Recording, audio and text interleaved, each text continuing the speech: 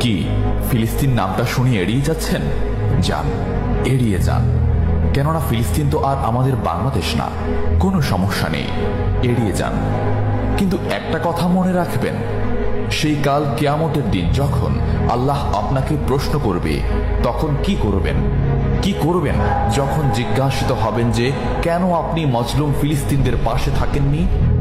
জানি উত্তর দিতে পারবেন না, কারণ আপনার নিজেরই জানা নেই এর উত্তর কি হবে।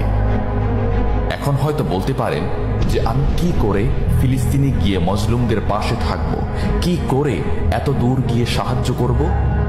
হ্যাঁ, এইরকম প্রশ্ন যদি আপনার মনে উদয় হয়ে থাকে, তাহলে অবশ্যই আপনার মনে অলসতা আর বজ্রে ভরা।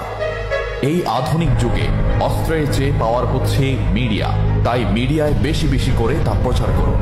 হ্যাশট্যাগের মাধ্যমে প্রতিবাদ করুন। এই ক্ষুদ্র প্রতিবাদ একদিন অনেক বড় প্রতিবাদ হয়ে দাঁড়াবে। বিজয় একদিন ইসলামেরই হবে ইনশাআল্লাহ।